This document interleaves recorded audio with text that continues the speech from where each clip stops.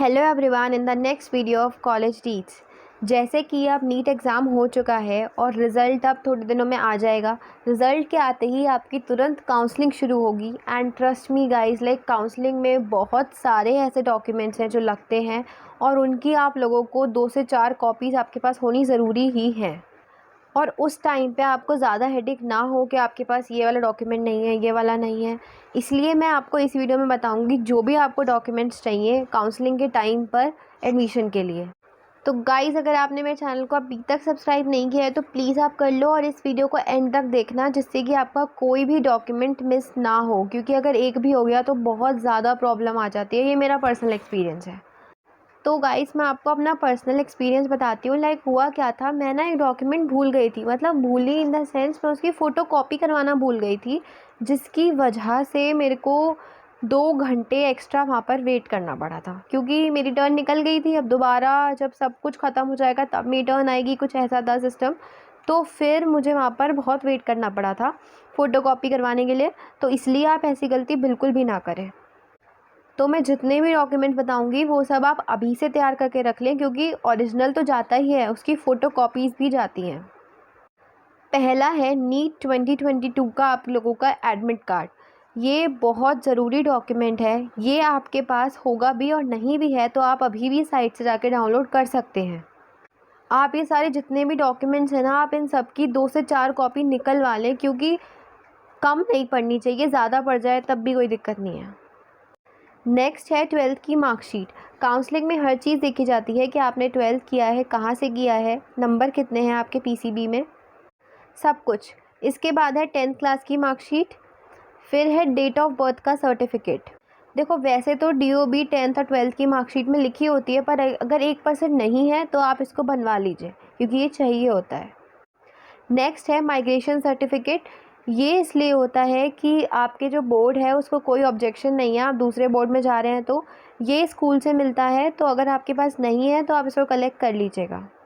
Next है transfer certificate, जिसको हम टीसी कहते हैं। जब हम स्कूल छोड़ते हैं तब ये हमें मिलता है, तो ये स्कूल से ही मिलेगा आपको। जहाँ तक है 12th की मार्कशीट के साथ आपको ये सब मिल जाएगा। उसके बाद है कैरेक्टर सर्टिफिकेट। ये भी स्कूल से मिलता है। ये भी जब हम 12th की मार्कशीट के साथ आप इसको ले सकते हैं, और अगर स्कूल वाले ना दें तो आप उनसे बोल कर ले सकते हैं। अब है, अगर आप स्टेट काउंसलिंग करवाते हैं तो आपको इसकी ज़रूरत पड़ेगी। अगर आपका ऑल इंडिया कोटे से एडमिशन हो जाता है तो आपको इसकी कोई ज़रूरत नहीं है। ये है डोमिसाइल सर्टिफिकेट। जहाँ पर आप रहते हैं आपको उस स्टेट का डोमिसाइल देना होता है, उनको प्रूफ देना होता है। तो आप जिस भी स्टेट के हैं उसकी टर्म्स एंड कंडीशंस पे होता है कुछ, तो जैसे 10th या 12th करी है उस स्टेट से, या फिर आप लास्ट 10 साल से रह रहे हैं, कुछ ऐसा होता है। तो आप उसकी टर्म्स एंड कंडीशंस के हिसाब से डोमिसाइल सर्टिफिकेट बनवा सकते हैं।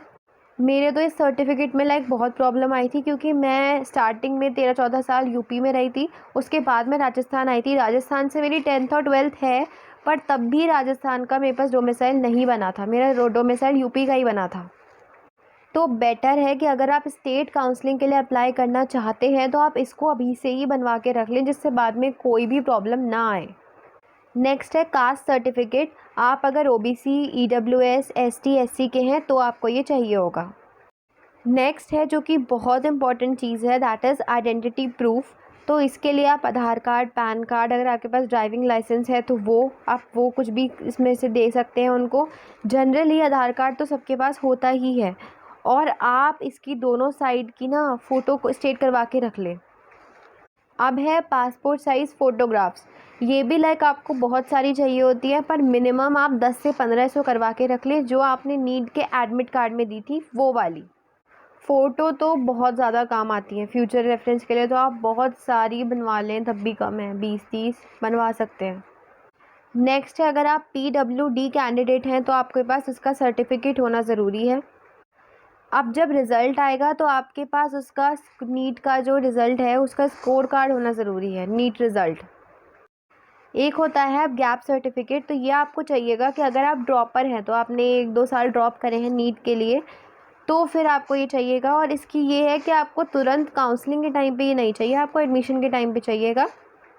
इसमें ये आएगा कि आपने 1-2 साल क्या किया, तो उसमें आ जाएगा कि आपने नीट की प्रिपरेशन करी। नेक्स्ट है एलिजिबिलिटी सर्टिफिकेट। ये कुछ स्टेट्स में चाहिए होता है।